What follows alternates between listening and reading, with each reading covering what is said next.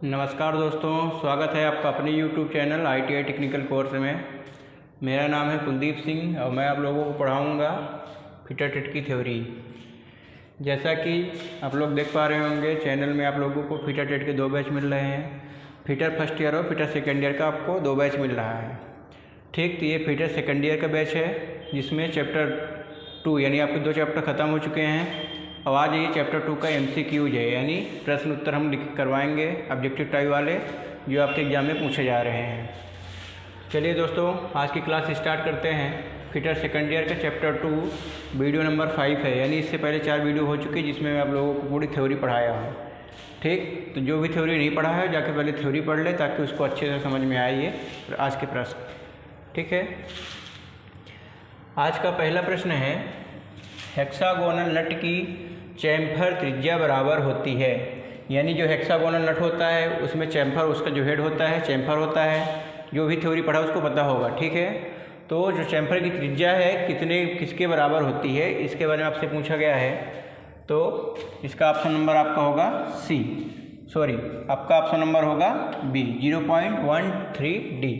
D क्या है? हमारे जो नट है उसका व्यास है। डी हमारे नट का व्यास है।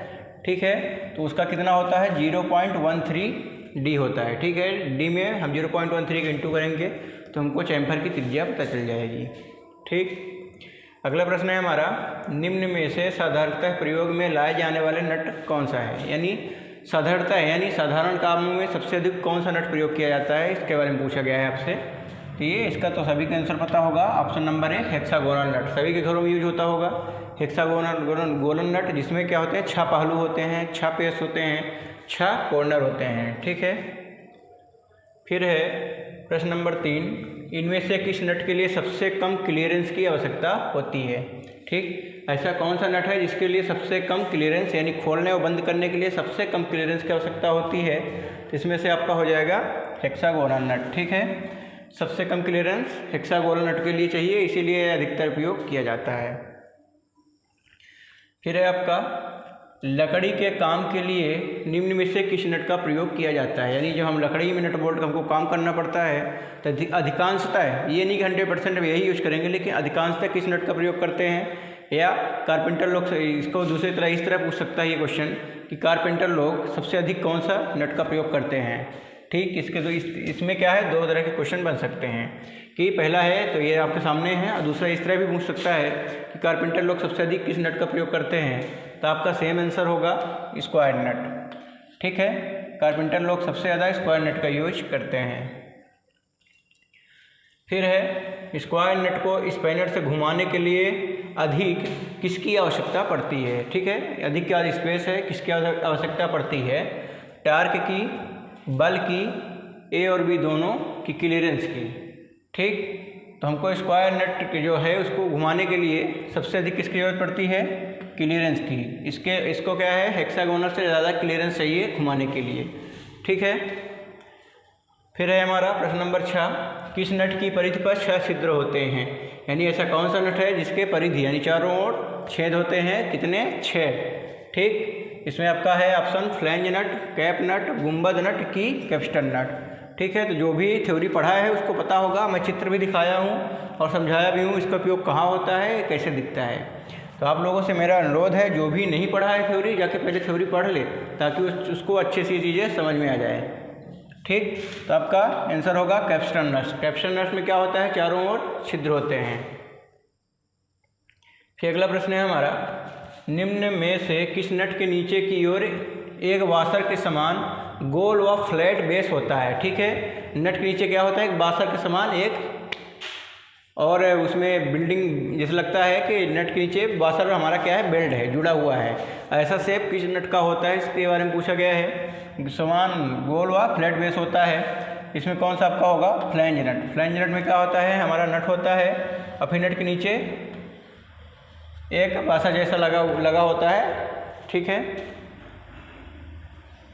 फिर निम्न में से किस नट पर एक डोम के आकार का गोलाकार भाग होता है। ठीक, इसे हम इसको दूसरे तरह से पूछ सकते हैं, निम्न में से किसे डोम नट कहा जाता है। ठीक है, एक यहाँ पर नट लिखा हुआ है जिसमें एक को हम डोम नट के नाम से भी जानते हैं, आप लोगों को मैं पढ़ा चुका हूँ। ठीक है, तो इसमें कौन सा होगा? कप नट, कैप नट, कैप्स्टन नट की रिंग नट। तो आपका ऑप्शन नंबर ए सही होगा, कप नट।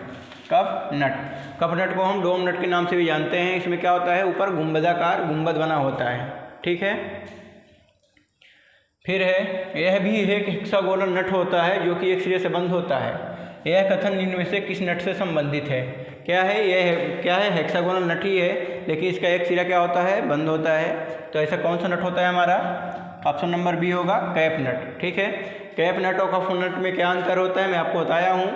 कप नट ऐसे बंद होता है और कैप नट डायरेक्ट इस तरह बंद होता है, हेक्सागोनल शेप में। ठीक है, आपको मैं जब थ्योरी पढ़ाया हूँ तो वहाँ पर चित्र भी दिखाया था। निम्न में से कौन सा नट हेक्सागोनल नट नहीं है? जो इसमें इतने नट हैं तो ऐसा कौन सा नट है जो हेक्सागोनल नहीं है? यानी ऐसा कौन सा नट है जिसके 6 पहलू नहीं है, 6 फेस नहीं? हेक्सागोनल का मतलब ही होता है षटभुजाकार। ठीक है, ऐसा कौन सा नट है जो षटभुजाकार नहीं है, यानी 6 पहलू वाला नट नहीं है? इसमें कौन सा आपका होगा? कैप्स्टन नट। ठीक है, कैप्स्टन नट कैसा होता है? बिल्कुल गोल होता है, इसमें पहलू नहीं होते। ये कैसा होता है? बिल्कुल गोल होता है। फिर कैप्स्टन नट को किसकी सहायता से खोला जाता है? खोला या कसा जाता है, ये आपसे पूछा गया है। तो कैप्स्टन नट को हम स्पैनर से खोल नहीं सकते क्योंकि उसमें पहलू नहीं होते, इसी के उसमें हमारा स्पैनर क्या होगा? स्लिप हो जाएगा। तो उसको हम किसके माध्यम से खोलते हैं? Tommy bore. हाँ, इसका ऑप्शन नंबर ए हो सकता है। पिन फेस स्पैनर, यानी ऐसे स्पैनर जिसमें क्या होता है? आगे पिन होती है, उसके मदद से भी हम खोल सकते हैं। पिन फेस स्पैनर की मदद से भी हम खोल सकते हैं, यानी हमारा option number C correct answer होगा, ए और बी दोनों। ठीक, कैप्स्टनर्स में क्या होता है? छिद्र होते हैं, छिद्र में हम पिन को फंसा देते हैं और खोल सकते हैं, या पिन में हम टॉमी बार को डाल के उसको घुमाते हैं तो क्या होता है? खुलता है या कस जाता है। फिर है हमारा कैप्स्टन नट होता है। कैप्स्टन नट का आकार कैसे होता है? पिछले प्रश्न में आप चर्चा कर चुके हैं। कैप्स्टन नट कैसा होता है? गोलाकार होता है। ठीक, ऑप्शन नंबर बी। फिर है हमारा कैप्स्टन नट के समान यह नट भी बेलनाकार रिंग के समान होता है। कैप्स्टन नट कैसा होता है? गोलाकार नहीं होता है, एक्चुअली होता है कैसा? बेलनाकार होता है, जैसे आपका सिलेंडर होता है। ठीक है, तो ऐसे देखने पे तो कैसा लगेगा? गोला है, लेकिन है क्या? गोला गोला करके ऐसे लंबा है, तो उसको यदि रियल में पूछा जाए तो क्या होता है? सिलेंड्रिकल होता है। ठीक, तो आपके सामने ऑप्शन है कि गोलाकार होता है कि बेलनाकार। जिसे इसमें देख सकते हैं आप, इसमें बेलनाकार ऑप्शन नहीं था, बेलनाकार ऑप्शन नहीं था। यदि गोलाकार और बेलनाकार दोनों रहेंगे तो हम बेलनाकार को क्या करेंगे? सही करेंगे, लेकिन इसमें बेलनाकार नहीं था तो हम गोलाकार को सही कर सकते हैं। ठीक, फिर इसमें क्या है? कैप्स्टन नट के समान यह नट भी बेलनाकार रिंग के समान होता है। यह कथन किस नट से संबंधित है? ठीक है, ये नट कौन सा हो सकता है? कैप्स्टन नट। तो कैप्स्टन नट तो है ही, कैप्स्टन नट तो होगा नहीं, ये तो होता ही है। फिर कप स्क्रू बिल्कुल नहीं होता, इसमें तो गुंबद होती है। कैप स्क्रू भी नहीं होगा, इसका कौन सा ऑप्शन होगा? ऑप्शन नंबर बी, नल्ड नट। ठीक है, ऑप्शन नंबर बी इसका करेक्ट आंसर होगा। फिर हैंड बाइस के लिए कौन सा नट प्रयोग किया जाता है? जब आपको बाइस चैप्टर आप लोग पढ़े होंगे फर्स्ट ईयर में, हैंड बाइस क्या होती है, बेंच बाइस क्या होती है, बहुत सारे के बाइस होती हैं। तो जो हैंड बाइस होती है उसमें हैंड बाइस को हम खोलने या बंद करने के लिए किस तरह के नट का प्रयोग करते हैं, ये पूछा गया है आपसे। तो आपका ऑप्शन नंबर होगा बी, जो पंख जैसे दिखता है वो बिंग नट होता है। तो हैंड बाइस को खोलने या बंद करने के लिए बिंग नट का प्रयोग करते हैं हम। ठीक है, फिर है हमारा प्रश्न नंबर 15। निम्न में से किस नट द्वारा हेक्सा फ्रेम ब्लेड को कसा या खोला जाता है? ठीक है, इसके लिए भी सेम आंसर होगा बिंग नट। इसके लिए भी सेम आंसर होगा बिंग नट। किस नट द्वारा हेक्सा फ्रेम ब्लेड को खोला या कसा जाता है? बिंग नट द्वारा खोला या कसा जाता है। ठीक है, ये आपका प्रश्न नंबर 15 जो आपका हेक्सा फ्रेम ब्लेड होता है। फर्स्ट ईयर आप लोग सेकंड ईयर के यदि स्टूडेंट हैं तो हेक्सा फ्रेम के बारे में बखूबी जानते होंगे। हेक्सा फ्रेम क्या है, हेक्सा ब्लेड क्या है, सब जानते होंगे। और जहाँ तक है तो यूज भी किए होंगे हेक्सा कैसे दिखता है। यदि आप लोग नहीं जानते हैं तो आप पहले फर्स्ट ईयर जो बैच है उसमें जाके उसकी प्रॉपर क्लासेस चल रही हैं, उस पर आप जाके देखिए हेक्सा क्या होता है, वहाँ पर फिगर सहित आपको समझाया गया है। ठीक है, तो उसको खोलने या बंद करने के लिए हम क्या यूज करते हैं? बिंग नट का प्रयोग करते हैं। ठीक, वह नट जिसे अंगूठे के दबाव से कसा या ढीला किया जा सकता है तथा जो हेक्सा फ्रेम में लगाया जाता है उसे कहते हैं। वह नट जिसे अंगूठे के दबाव से कसा या ढीला जा सकता है तथा जिसे हेक्सा फ्रेम में लगाया जाता है उसे कहते हैं। ठीक है, ये यहाँ पर अंगूठे के दबाव से कसा या ढीला किया जा सकता है, यहाँ तक सही है। तथा जो हेक्साफ्रेम में लगाया जाता है, इसको आप कट कर सकते हैं। उसे क्या कहते हैं? ऐसे नट जिसे हम अंगूठे के दबाव से खोलते हैं बंद करते हैं उसे हम क्या बोलते हैं? अंगूठा नट यानी थंब नट। ऑप्शन नंबर भी सही होगा आपका, थंब नट। ठीक है, थंब नट, हिंदी में उसको बोलते हैं अंगूठा नट। ठीक है,